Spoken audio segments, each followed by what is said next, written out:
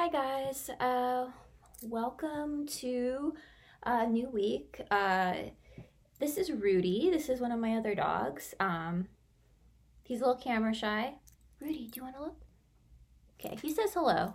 I'll put him down now. Um, so I thought it would be a good idea to make a video and talk to you guys a little bit about some announcements for this week and also some follow up from uh, the module 2 last week. So, first things first, um, due this Sunday, the 28th, are all the contents for modules 3, 4, and 5. As you'll recall, hopefully, I gave you a little bit more time for those since due to my own confusion, I missed up the due dates last week. So, yeah, I thought it would only fair to give you more time to complete those. So, modules 3, 4, and 5. There's also an assignment due on Sunday, the 28th, which is your ethnographic essay.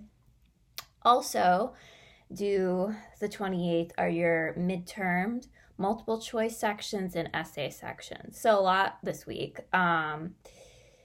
The midterm assignments are going to become available on the 25th. So look for that. So those are the announcements I have about things coming up for this week. I guess I'm sure you already know this, but given the amount of materials that are due, to the best of your ability, plan ahead and try to pace yourself with that. Okay, so regarding the module last week, I really enjoyed reading your responses to the video clips. I gave, for those of you who had turned it in earlier in the week, I went ahead and gave you feedback, most of you feedback when I graded them. There were some things I wanted to mention though. So, one thing that stood out to me about all of the clips, which one of you, I don't remember who, but brought up in their response was how all of the clips of the families, American families, having dinner or at the wedding, having, banquet near them, all of them involved children or teenagers who were observing and or interacting with parents. And in some cases, there was a subversion of typical power dynamics that you probably would associate with mainstream families. For example, in the Talladega Nights, with the kids being rude to their grandfather and elder, and the dad encouraging them in this, versus in American Beauty, where I would say you probably see more of a typical power dynamic where the teenage character isn't a fan of the music that's playing in the background during dinner, and her parents are the mother says essentially, I'm the parent here, so I'm the one that makes the decisions about that. So power is going to be something that's going to come up a lot in this course, dealing as we are with diversity issues in America. And I thought it was important to give you a definition, an anthropological definition of what power is. You can describe it as the the ability or potential to bring about change through action or influence. So you're going to see how in a lot of cases culture and power become intertwined. And there are some people who culturally feel like they are in positions to bring about change or influence others who therefore do have cultural power, and those who feel like they have relatively less of it.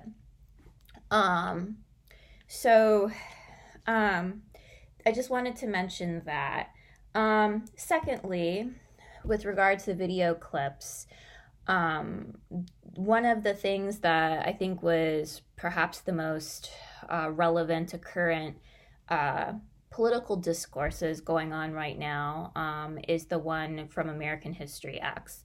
So that was the scene where one of the characters is flashing back to a scene around a dinner table with his father and his older brother.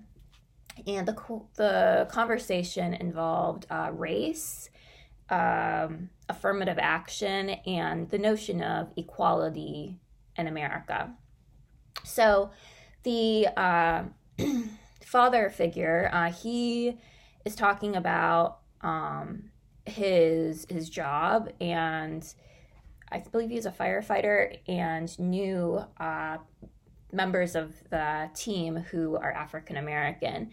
And he went into this, he drew a parallel between his situation and what his older son, who was reading a book dealing with issues dealing with African Americans, he was drawing a parallel between, I guess you could say, diversity being forced upon others, whether through school or through, workplace hiring procedures.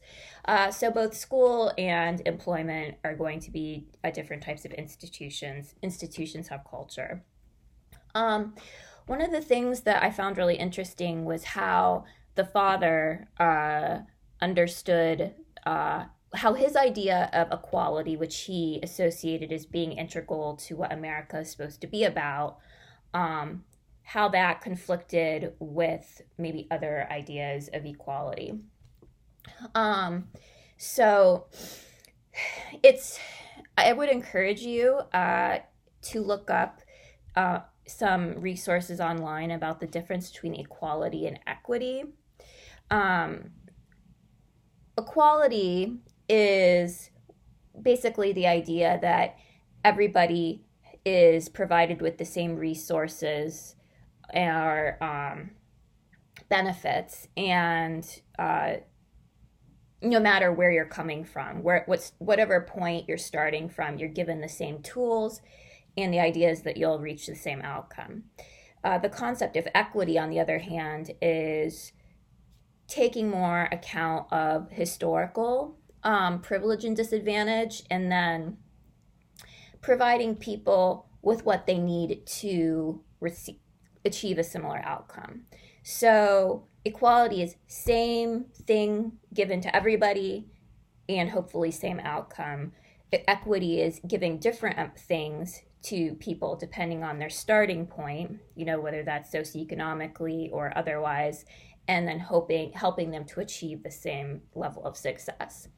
So clearly, what the dad understood as equality is different than what equity is about, which is more where, when you see like affirmative action programs, that's coming from.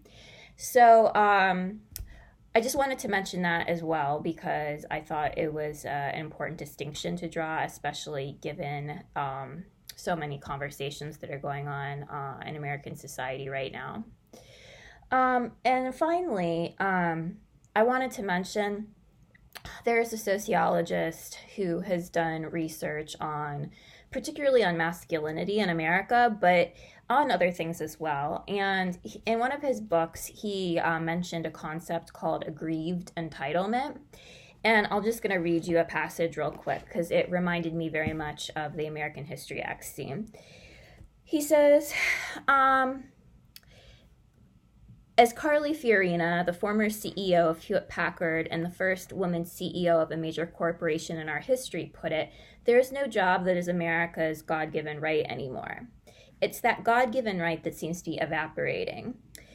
And this is what I refer to aggrieved entitlement. It is the sense that those benefits to which you believe yourself entitled have been snatched away from you by unseen forces larger and more powerful. You feel yourself to be the heir to a great promise, the American dream, which has turned into an impossible fantasy for the very people who were supposed to inherit it. So I think that what you could link that perhaps, I mean, I certainly did, to the American History X scene, where the father is experiencing a great deal of frustration because he feels that he's experience is that things that he feels would have not been threatened before, such as his place, his job, for example. He feels like things are being taken from him, or that their receipt is no longer guaranteed. And you can perhaps link that to things that are going on in our country right now in terms of when they talk about the shrinking middle class, when they talk about people who feel like their jobs are being made redundant due to automation, or to perhaps shifting demographics in their workforce, whether that is people who are women, or those who are part of historically underrepresented minorities who are now more educated and more present in terms of professional jobs that are available.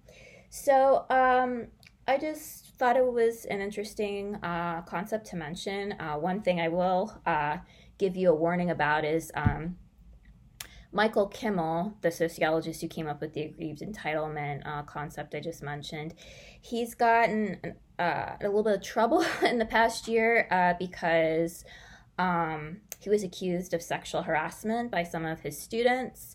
So just in the off chance that you Googled his name and saw that come up, I didn't want you to, I thought it would be important you hear it from me first, but that aside, I still think that the work he did was useful and interesting. So anyway, I hope that you have a nice week, and of course, please contact me if any issues arise. And I always look forward to hearing from you and to seeing what you're thinking and what you're writing as you engage with the course materials. So take care, and I will speak to you soon. Bye.